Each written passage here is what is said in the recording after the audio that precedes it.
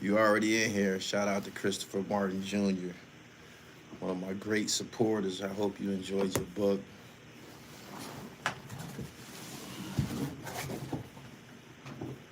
For those who don't have a copy of my book, some things I've been through, you can go get one from therealdribble.com. I got the autographed copies over there. You can hit me on Instagram at I am Gully TV _. I got autographed copies over there. I got tons and tons of insight and stories about some of the world's most infamous and famous drug kingpins and black gangsters, or those who claim the gangster lifestyle, including Sean Branch, Ears to Christ, Bimmy Anthony, Haitian Jack, Alpo Martinez, of course, Dexter Isaac, Jimmy Henchman. This is crack. You can get a copy of this from my website, therealdribble.com. Get you an autographed copy. It'll be on its way. Or you can go to Amazon and get it, however you prefer. But must have. Oh, these carrots are divine. You get a dozen for a dime. It's magic. Good morning, everybody. Pineapple juice.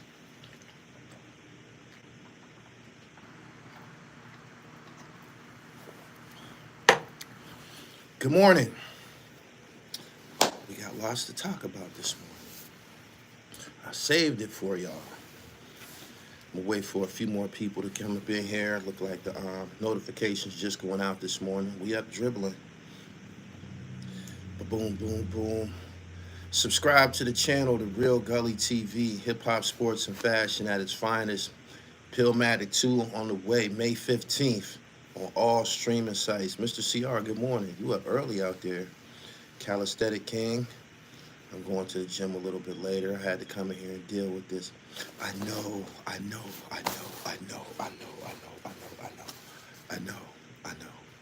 Thank you. This is out of the stash. I get the rare. I get the rare joints, man. I'm on the hunt for a Hartford Whalers. I don't even think the Whalers even exist anymore. But yeah, the dopest starter jacket I ever seen was a Hartford Whalers. I seen it back in like 90. I seen a dude on a bus stop with this motherfucker on. It was butter. But yeah, shout out to the Seahawks joint. Anyway, subscribe to the channel. Y'all share this live as y'all come in here. Like the video. Make sure y'all check me out on all streaming sites. The Dribble podcast. I'm recording an episode today. Be on the lookout for that. Boom, boom. I know. The Eagles joints, man, they all right. But the old ones, the old Eagle uniforms, you know when they wear the old ones? The ones that Jerome Brown and Eric Allen and Randall and Keith Byers, that color green, that's the fire winning shit. Evango Hendricks, good morning. I appreciate everybody for coming through. Make sure y'all go to the website, pa-knit.com. That's where all of my exclusives are at. Or you can go to my traditional website, therealdribble.com. I got all types of merchandise over there. My basketball shorts pumping all crazy. You know what I'm saying? He said the all-white joints with the green numbers. If you want to get an all-white joint, get an all-white Georgetown Hoyas. You know what I mean? Anyway, Tupac's estate threatens to sue Drake over diss track what appears to be artificial intelligence. Before I go off into this, I'm starting to see holes in Drake. I am. I'm starting to see holes in him. I'm starting to see holes in his presentation, his story. He doing a lot of fraudulent shit. This red flags are going off all over the place. Red flags. Same thing happened with Taj Mahal, man. Red flags. I'm seeing a lot of holes in his story. I'm starting to believe that, because I'm getting all of the context clues that will lead me to this conclusion. I'm starting to feel that Drake was Eminem didn't work. Eminem had a shelf life. Like, people started to see through that shit. It was pushed by certain magazines. It was pushed upon us that he was one of the greats, right? And I believe powerful people in high places had something to do with that. Boom. I believe Drake was brought to us. I believe a lot of powerful people had investment dollars behind him. I believe he was a part of a bigger machine. I do. He appeared out of nowhere. It wasn't no unsigned hype. It wasn't no buzz associated with him. He just appeared, right? He just appeared. It was like I'm starting to believe he was planted here by people in high places. And what I had to support this claim is I was looking at Lil Rod's lawsuit against Diddy. And he spoke about how Diddy boasted that he don't spend his own money. That he don't spend his own money, man. He involved with all these high-powered people. Can't nobody touch him. Invincible. He's a part of the machine. And it's well documented that when they want to reach and control masses of people, large masses of people, especially black people, they will corrupt one of our leaders, someone who they feel is in a leadership position, and they will corrupt and control them. And this lawsuit, the guy that was discussing the lawsuit, he dropped some information on how there's an alcohol company that owns all these different brands of alcohol, including Ciroc. It was theirs. It is theirs. It belongs to them. And they did a partnership with Diddy, who turned around and presented it to us like it was his, knowing that we would support basically anything that he has because he's one of ours. And the sales for Ciroc went through the roof. He's connected to some real high-powered people. He was able to make that situation go away with that shooting in Club New York. He was able to make that go away. Shine ended up taking the fall. They later compensated Shine through a record deal by way of L.A. Reid. That was like, here go your payment. A lot of slick shit going on. Right? So I'm like, damn. Yeah, Puff was saying that he don't spend his own money. He lives and is able to sustain his lifestyle by people who he's partnered with in high places. Boom. Sound like some fraternity action. Sounds like some Illuminati secret society action. I believe Drake is a part of the same thing. I'm starting to feel this way just based on his acts and his movements. I'm starting to see that he can't possibly be who we thought he was. I don't believe it. I'm starting to believe that everything Quentin Miller said that he got jumped on for, whatever, ostracized, was true. He was writing for him. I believe Drake has lots of ghostwriters. I seen a video of him yesterday with his father when he was a kid. And clearly a nerd, clearly suburbia, not one of us for real. And he was reciting, I believe, the Fugees lyrics. He was in front of the camera going, you know what I'm saying? And he was reciting the Fugees lyrics and shit like they was his and shit. Basically reciting. Perfecting this impeccable delivery that he has, right? And I'm like, man, this nigga always wanted to be a rapper. But he didn't come up in it. He didn't come up amongst us. He didn't come up around us. He just was somebody who's probably fascinated with hip-hop culture and all of that, right? The music, the clothes, the bitches. But this is more than likely a nerd, Aubrey. He said, ain't no real black guy named Aubrey. I knew a black guy named Aubrey. But look, right? I'm starting to see holes in him. See, you can't fake it for long, especially not amongst us. We're going to sniff it out.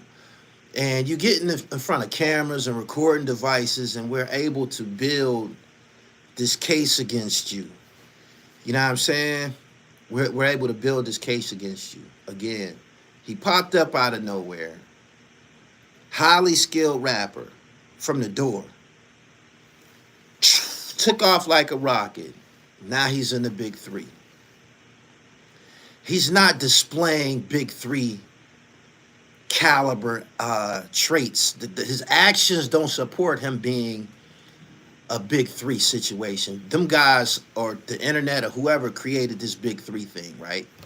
But him, the shit that he does, it don't support this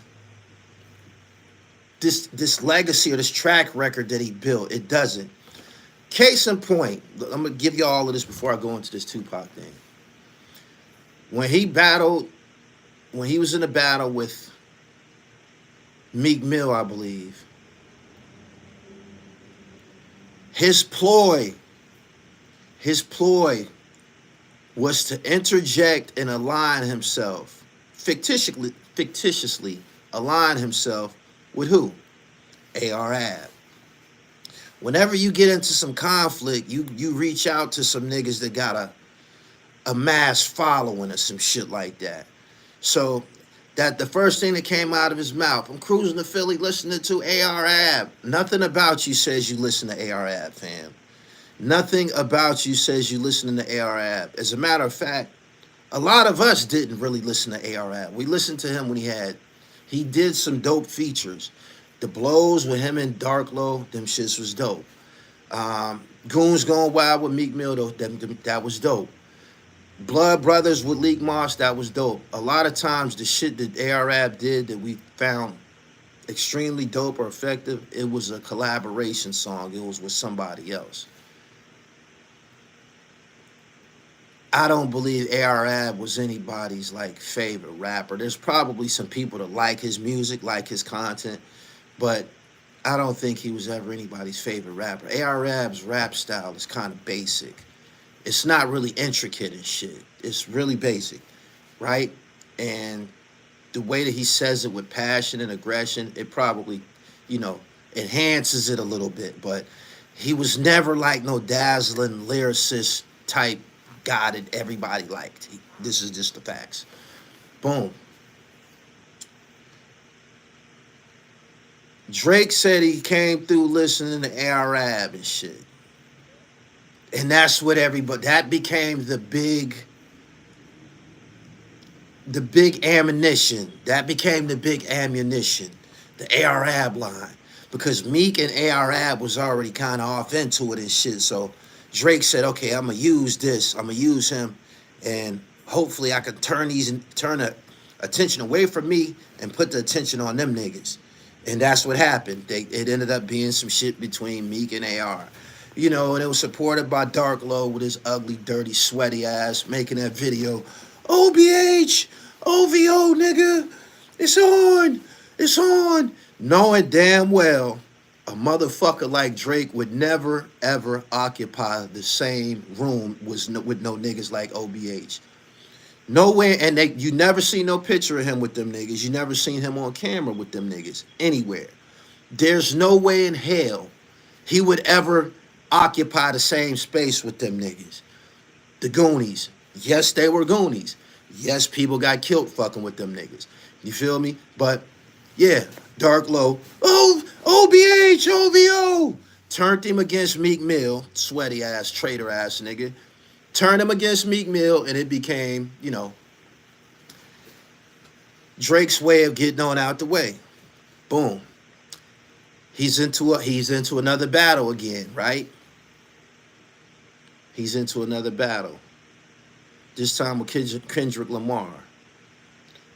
Kendrick don't have no mysteries as far as ghostwriters or no witchcraft associated with the shit that he do and shit. Nah, he's more than likely who he says he is and who he presents himself to be, one of the, great lyricists of his generation.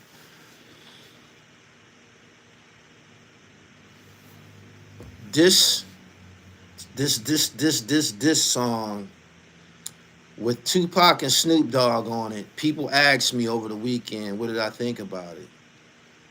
And I couldn't do nothing but shake my head. He said, witchcraft is crazy. That's what it is. A lot of fucking witchcraft. So look, right? People ask me, what did I think about it? So I thought there was some urgency behind it. I thought it was going to be dope, so I tuned in to listen. First thing I hear is Tupac.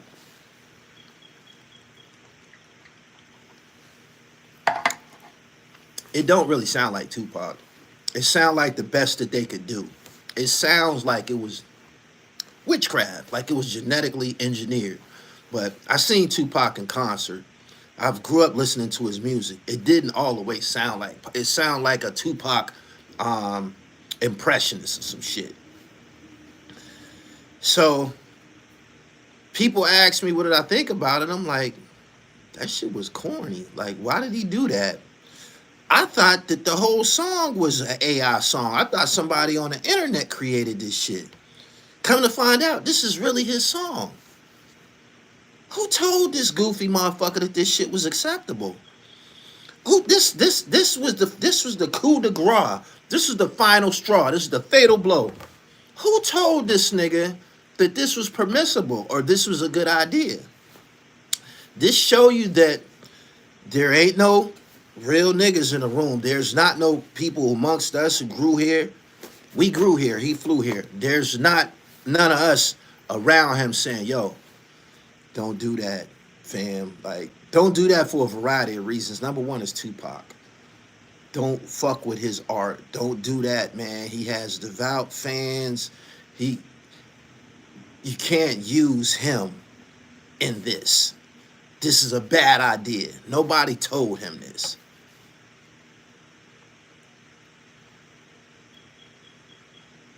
This is another situation of him running to real niggas and trying to hide behind them when the conflict is on. So I find it hard to believe that this dude is any type of lyricist or, yeah, some cornball shit. Corny as fuck. I find it hard to believe that this dude is any type of lyricist or curator and should be mentioned amongst the greats. Because this ain't never happened before. Has anybody ever went and got some motherfuckers, one guy who's deceased, and put him on a goddamn song? Don't you know if that was something that was going to be accepted? Spice One would have tried that shit already. The Outlaws would have tried that shit already. Sebo would have tried that shit already. Shock G, he's passed away. One of them would have tried it already. Some people that was close to him or loved him or he loved them, they probably would have tried it already. This dude is a fucking opportunist and a snake, a predator type motherfucker, right? And I was asking myself, like, how is this allowed? That he can go just, how the fuck do you get who wrote the word? Who wrote it? Like, if he's deceased, who wrote it? I know the recording process, they take the old voice and they put it through some type of filter and voila, witchcraft. I'm like, how the fuck is this possible? And how is people like accepting this as dope? I'm like, how's people accepting this as dope? Like, this is a battle. This is a battle. Like, this is a battle, fam. This is mano a mano. It's about you and your pen. It's about you and your creativity.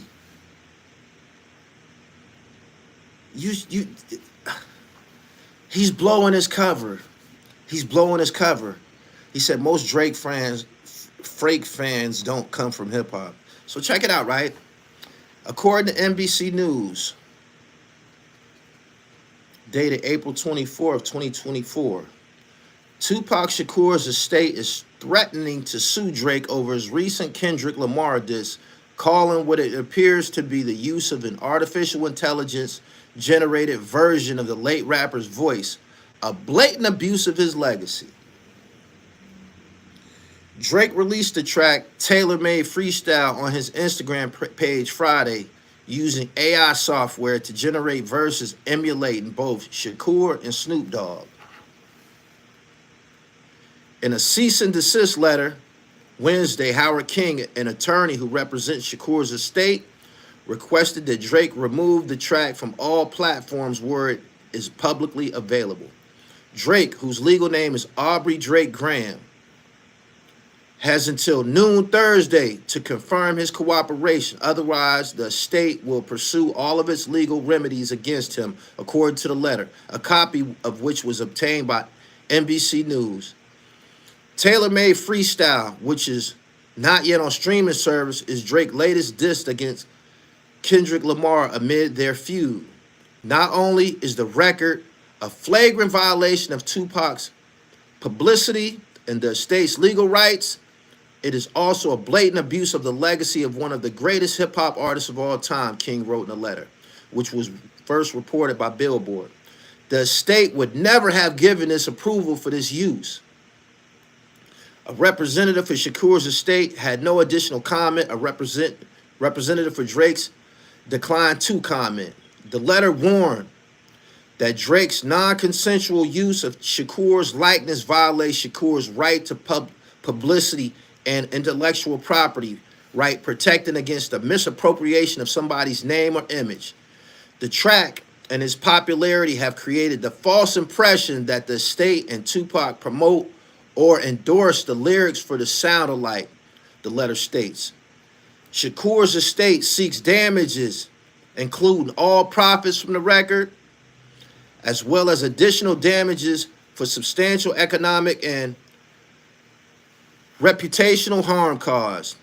The unauthorized, equally dismaying use of Tupac's voice against Kendrick Lamar, a good friend to the estate, who has given nothing but respect to Tupac and his legacy, publicly and privately, compounds the insult, King wrote in the letter. The track was released about a month after Lamar took shots at Drake and fellow rapper J. Cole in a guest verse on the song Like That by rapper Future and producer Metro Boomin. His fiery verse stirred fan speculation about whether Drake would respond. Drake fired back last week with his song Push-Ups before he quickly followed up with Tailor-Made Freestyle as a second diss track. Kendrick, we need ya, the West Coast savior. Engraving your name in some hip-hop history if you deal with this viciously. You seem a little nervous about all the publicity the AI-generated voice of Shakur raps in the song. Snoop Dogg's AI-generated voice then joins in, taking over the second verse. Because right now it's looking like you writing out the game plan on how to lose, how to bark up the wrong tree and then get your head popped in a crowded room, the voice raps. World is watching this chess game, but are you out of moves? A representative for Snoop Dogg did not immediately respond to a request for comment. The explosion of AI tools has brought up a slew of ethical questions for the music industry as it becomes easier than ever before to generate new music. Users can easily create their own renditions of songs using AI versions of real artists' voice. More than 200 artists signed an open letter this month calling on AI developers, tech companies, and digital music services to pledge not to use AI in ways that undermine or replace the human artistry of songwriters and artists. As part of the cease and desist letter, King referred to Heart on My Sleeve, a song that featured unauthorized AI emulations of Drake that was taken down from streaming service last year after it went viral. He don't want nobody using his voice to recreate songs and shit. He attacked people legally, but he feel that he can snatch Tupac's voice, likeness, and get away with it.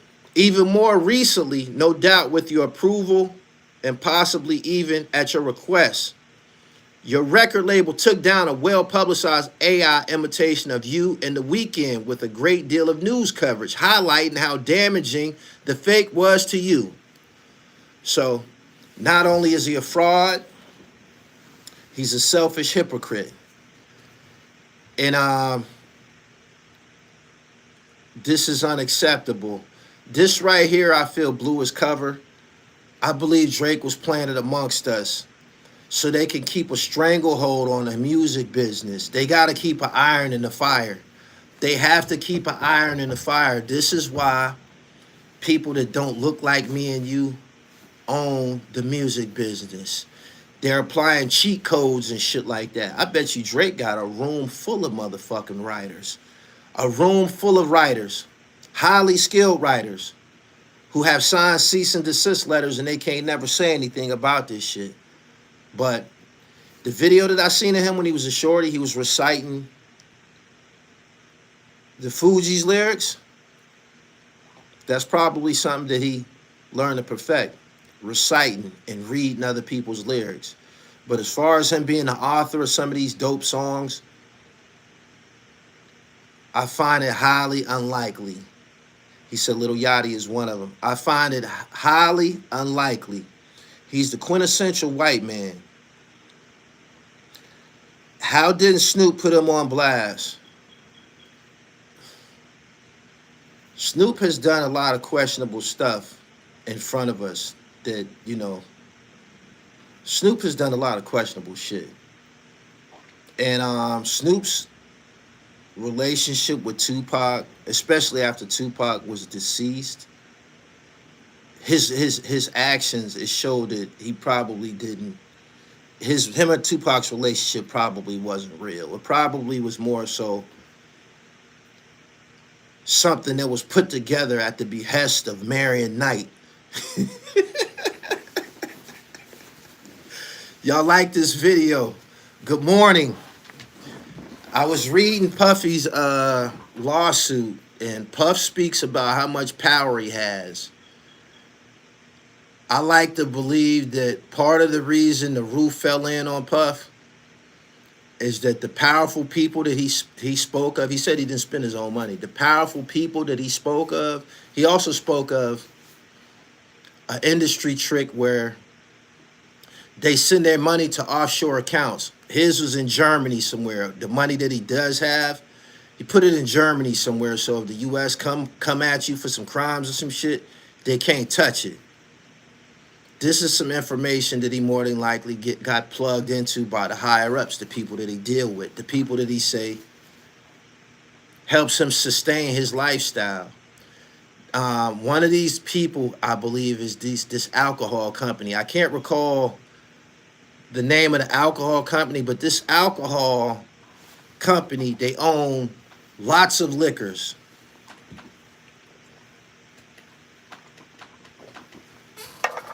A lot of these liquors we never heard of. A lot of these liquors we never ever heard of, right? They said Diageo. Okay. A lot of these liquors we never heard of. But in order for them to sell it, they need somebody from the black community, after all. And when you go into the black communities, there's liquor stores on every corner, or there's corner stores that sell liquor on every corner. This is where all of the fucking, the direct consumers are at, in the ghetto. So if you get a spokesman that black people follow, admire, and respect, you can sell this shit. Puff ain't the first one to do this. I ended up finding that no nigga owned no liquor. Didn't no nigga own no fucking Armadale. Didn't no nigga own no fucking Belvedere. Didn't no nigga own Ciroc. These niggas been doing this shit to us. It's a business transaction. It's up to the consumer whether or not you want to go into a fucking liquor store and get fucking drunk. You know what I'm saying? But the influence that these people have over our community is being exploited. It's being exploited. They not coming to us selling us shit that can hit. Ain't no nigga stood up and say, yo, I need y'all to go black. I got my own black seed oil. I need y'all to go buy this black seed oil. This is going to save y'all motherfucking lives. Ain't no nigga in no high place did that. Ain't no nigga said, yo, I need y'all to drink this alkaline water, or I need y'all to buy these watermelons with seeds in them, because watermelon with seeds in them is like gold or vibranium for black people.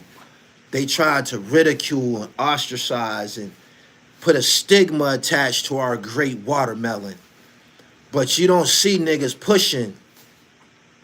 You don't see niggas pushing something that's gonna extend your life, that's gonna add years to your life. You don't see that.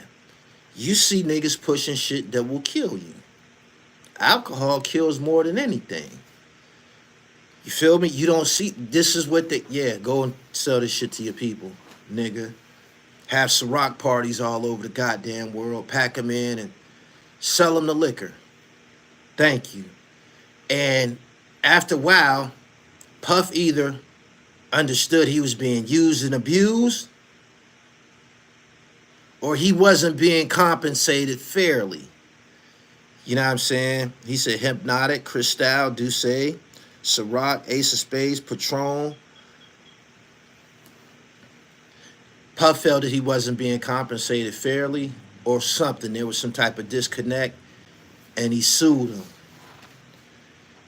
This could be an instance of biting the hand that feeds you. These people are way bigger than way bigger than Diddy. And when he sued him, a lawsuit that was later retracted, now we gotta spank your ass, nigga. Now we gotta spank your ass because we chose you to make you filthy rich. This is something that they've been doing. They will compromise the leaders. They will compromise those who are the leaders if you a threat or anything like that. Because somebody in Puff's situation,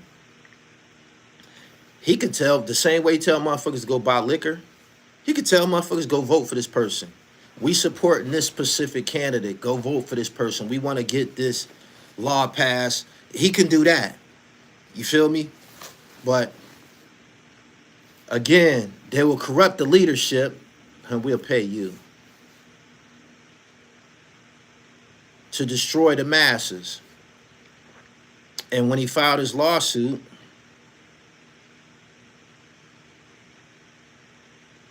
he insulted these people. He said they put a battery in old girl's back to sue him. They're a $400 billion company. That's true. Dr. Sebi said not one famous black person helped to promote his stuff. Diageo board of directors is full of lawyers from the US and UK, and those dudes got lawyers. I thought he did rock the vote. I was thinking that because I remember him wearing the t-shirts. Okay, so let's say that they made him stand down from rock the vote and replaced it with liquor, a liquor campaign. And he bid it, and he sold it to niggas. And the liquor contributed to death, car accidents, murders, suicides, decline in health, you know, fuck your liver and your kidneys all up. And here we are. But getting back to Drake, I think he deserved this lawsuit. I think this is probably going to be the turning point for him. You can't sugarcoat shit and expect people to continue to eat it before they discover that it's shit. I believe the same way Puff was supported or his lifestyle was funded by people in high places. I believe these same types of people have investment dollars invested in Aubrey Graham. I believe that. That's a solid perspective. Keep up the dribble through the trap. Salute. Sunspot with True Omega Sun. I appreciate your super chat.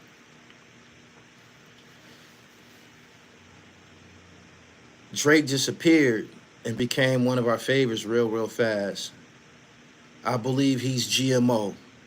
I believe he's GMO, genetically modified. I believe he almost like a robot, a cyborg. They put him together. The Eminem thing was an experiment. It worked for a minute. It convinced some of you niggas. But ultimately, he couldn't carry it. He didn't have soul. And you started to see more and more people speak out and say, man, we don't listen to that shit. That shit whack. That shit don't got no soul. Black people never listen to that shit in the projects, in the barbershops, at the barbecue, in the hood, in urban America. Nobody never really fucked with that. That shit got louder and louder and louder. You know what I'm saying? And ultimately, you started to see Eminem kind of like back up. He almost had to give 50 Cent a shot. That extended his shelf life. He had to align himself with one of the most powerful movements that has street credibility. That would be 50 Cent. Let me hide behind these 50 Cent. Let me hide behind this nigga.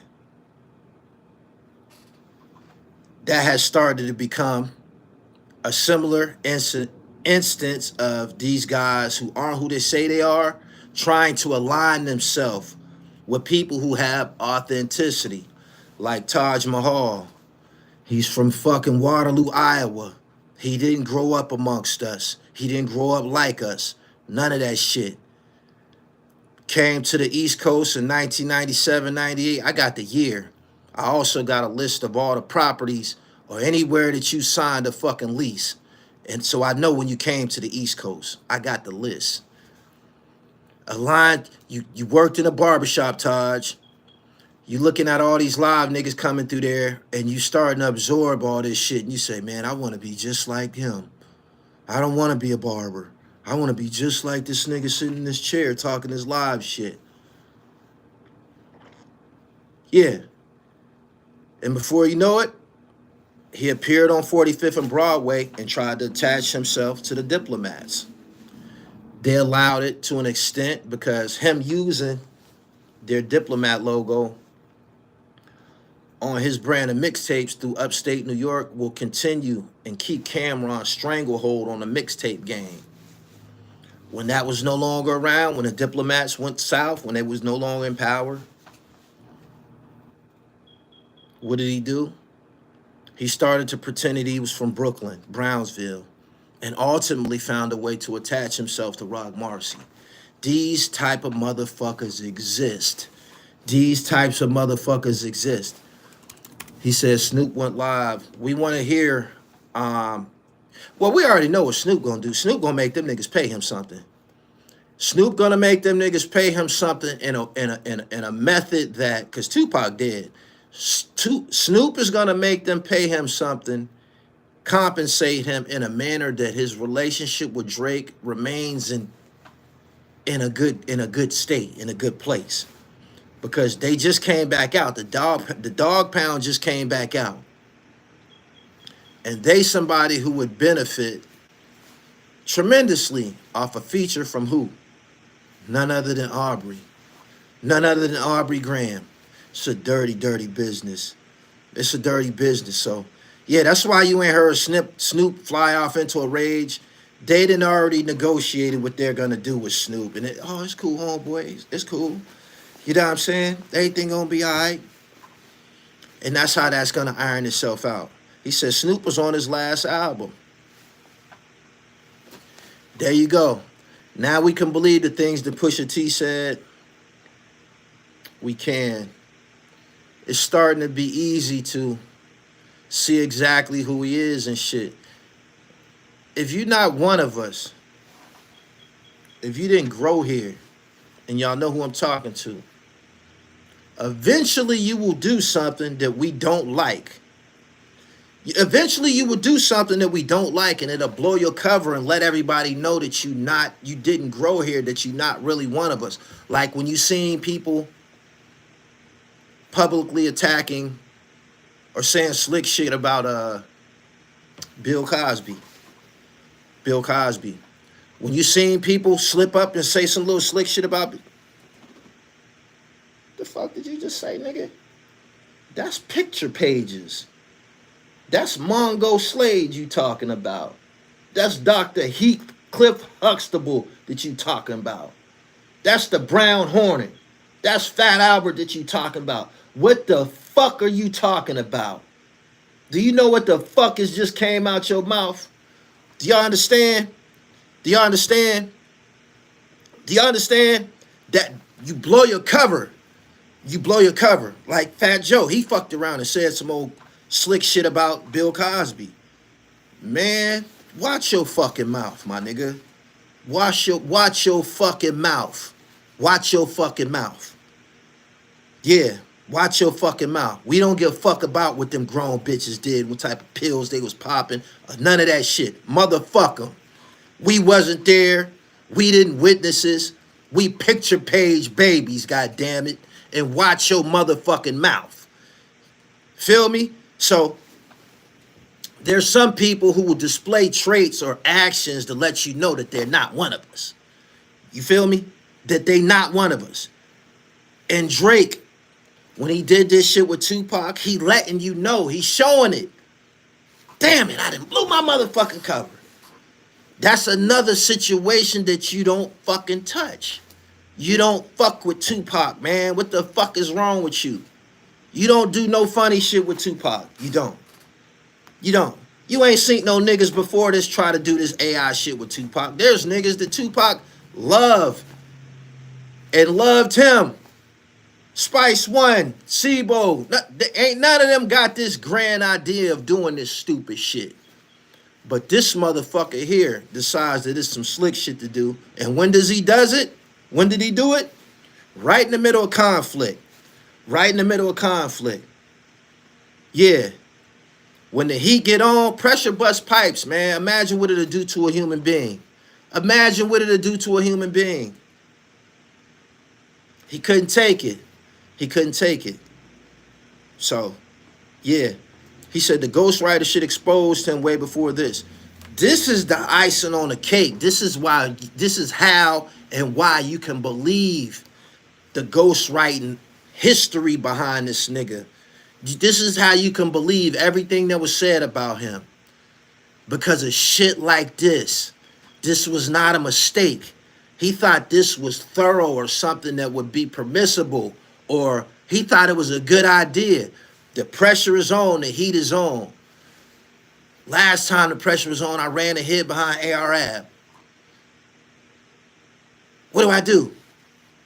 Tupac. And this motherfucker went and got a computer and made an AI voice of fucking Tupac and gave it to us, hip-hop purists. You dig what I'm saying? Hey, yo, another instance of this shit being fraudulent is all of them verses that he took from Rappin' Forte. He took all that shit from Rappin' Forte and he changed the way that he said it. He changed the way that he said it and put it out. This is a motherfucking act. This is an actor. This is a thespian. This is not an MC. This is not a fucking MC. You feel me? Like, you don't even got common sense. A lot of these motherfuckers who don't grow up struggling and shit, they don't have common sense because they never had to think for themselves. They never had to think for themselves. They never had to, think for themselves. They weren't latchkey kids. Y'all know the latchkey kids. That's us. Remember having one of these in elementary school? You remember the first time your mama gave you a key to the house and you was in the 3rd grade? Y'all remember that? That meant that she knew that we was capable of taking our ass home from school, unlocking the door, going in there, making you a peanut butter and jelly, cheese toast, and locking the fucking door behind you until mama get home. That's how survival is. That's how survival instincts are built. We was tested as children. We was groomed to be young men, responsible young men and ladies as children. These motherfuckers had servants and shit like that. These motherfuckers wasn't walking home from school and shit like that. They wasn't doing that. We was walking home from school in a fucking pack, back to the projects, back to Section 8, with a bunch of other motherfuckers who got their own key until mama get off of work. Drake and all of these motherfuckers didn't come up like that. And what happens is you get a different individual. Yeah, we didn't need no fucking babysitters. When they brought the babysitter around, we was trying to fuck. It bred different individuals. It bred responsibility, right? That's not Drake's story. That's not his story. That's not Taj Mahal's story. You feel me? Yeah, getting on the bus as a kid, as a shorty, catching the bus. knowing that the bus schedule, be there on time, know when it's time to get off the bus, pull the mother, bing, it's my stop right here. You feel me? Everybody wasn't cut like that. Everybody wasn't groomed and bred like that. You know what I'm saying? So when they become an adult, they don't have no survival instincts. They get to panicking when it's time, when the pressure is on, they start panicking and shit. And that's what Drake did anytime he came into a conflict. That still scheming verse,